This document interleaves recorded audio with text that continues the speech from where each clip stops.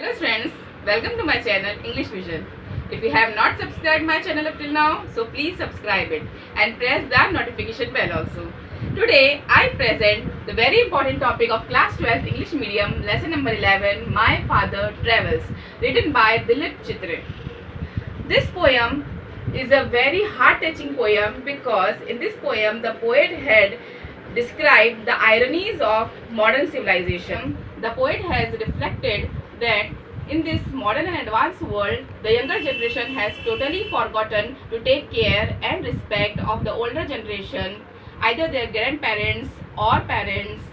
Poet ने इस poem में ये बताया है कि आज के मॉडर्न और एडवांस वर्ल्ड में किस तरीके से जो यंगर जनरेशन है उन्होंने अपने ओल्डर जनरेशन को, अपने पेरेंट्स, अपने ग्रैंड पेरेंट्स की केयर करना, रिस्पेक्ट करना भूल चुके हैं। वो उनको अवॉइड करते हैं, उनसे बात करना पसंद नहीं करते और इसीलिए जो ओल्डर जनरेशन्स होते हैं, जो ग्रैंड पेरेंट्स होते हैं, वो अपने आप को बहुत ही लोनलीनेस फील करने लगते हैं, अकेलापन फील करने लगते हैं, जो उनको बिल्कुल भी अच्छा नहीं लगता।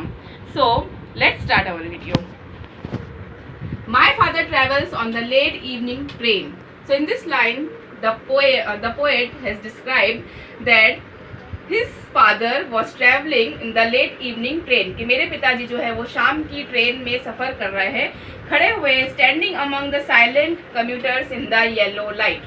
और खड़े हुए हैं चुपचाप commuters. Silent means खामोश, commuters means fellow passengers, old fellow passengers. मतलब जिनके साथ में वो डेली ट्रैवल करते हैं, उन्हें क्या बुलाया उन्होंने? कम्यूटर्स। तो उनके साथ में खड़े हुए खामोशी से इन द येलो लाइट, वहां पर कैसी लाइट जल रही है? पीली कलर की लाइट जल रही है।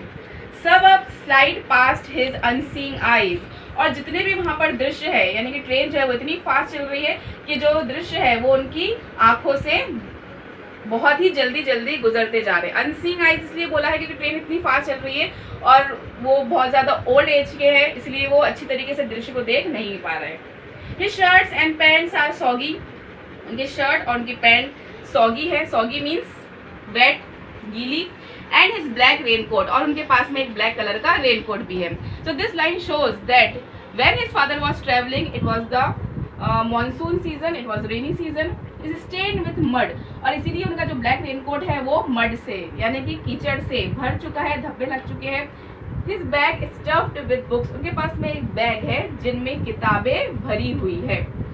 Is falling apart, और वो किताबें जो है उनके बैग में से गिर रही है क्योंकि बैग हैवी है और वो ओल्ड एज के हैं, इसलिए वो उसको कैरी नहीं कर पा रहे अच्छी तरीके से। His eyes dimmed by age, और उनकी जो आंखें हैं वो भी धुंधली पड़ चुकी है एज की वजह से।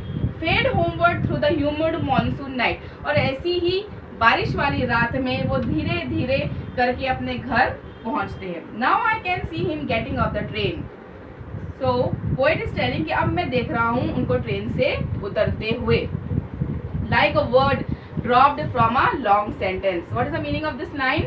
Means to stop or to pause the journey in the middle, मतलब यात्रा को बीच में ही छोड़ देना। तो जो ट्रेन से वो उतर चुके हैं, यानी कि जो ट्रेन है वो अपनी यात्रा और ज़्यादा करने वाली है और आगे जाने वाली है, लेकिन वहाँ पर वो उतर कर उन्होंने अपनी यात्रा को वहीं पर पॉज कर दिया, यानी कि स्टॉप कर दिया। That means like a word dropped from a long sentence. He hurries across the length of the grey platform.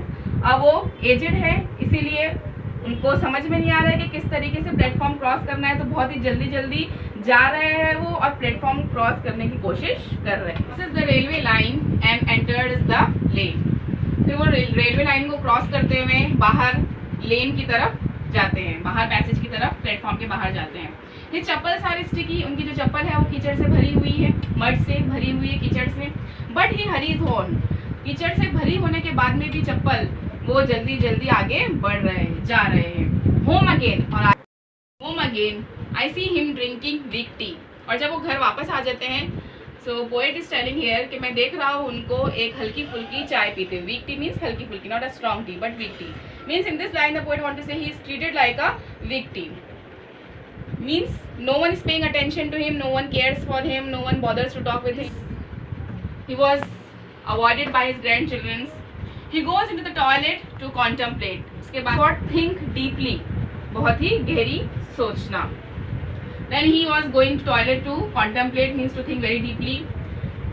Men's estrangement. Estrangement means what? Separation. अपने आप को अलग महसूस करना. Men had already established this kind of a world in which he is giving more attention to comfort, to luxuries, to money than his parents or grandparents. So his father was feeling lonely and separate from this man-made world. Means अपने आप को वो इस दुनिया से अलग समझ रहे हैं. Coming out, then when he came out of the toilet, he trembles at the sink. तो जब वो बाहर निकले हैं तो सिंक तक यानी कि बेसिन तक पहुंचते पहुंचते वो ट्रेम्बल कर रहे हैं. Tremble means what? कांपना, कांप रहे हैं. The cold water running over his brown heads.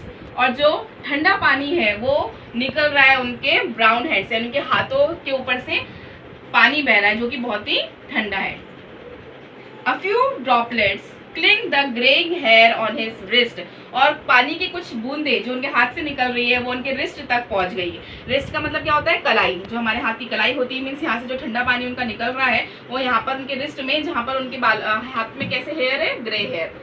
Children have often refused to share. The poet has called his children sullen. Sullen means what? Disapproving, bad-tempered, not wanted to talk to him. That's called sullen. Have often refused to share. और उनसे कुछ भी बातचीत करने से वो refuse कर रहे हैं, इनकार कर रहे हैं. Refuse to share their happiness, their joy or their sorrow with him. Jokes and secrets with him. Or they are refusing to share jokes or secrets with him, with his father. He will now go to sleep.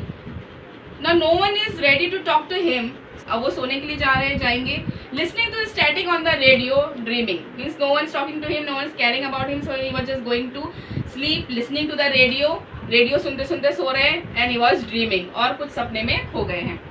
किसके सपने में खो गए? Of his ancestors. अपने पूर्वजों के सपने में खो गए हैं और अपने ग्रैंड चिल्ड्रन के, यानी कि पूर्वज जो पहले की जनरेशन थी उनकी और जो आने वाली जनरेशन है वो, उनके सपनों में वो खो गए हैं. और सोचते हुए, क्या सोचते हुए? नोमैड्स के बारे में.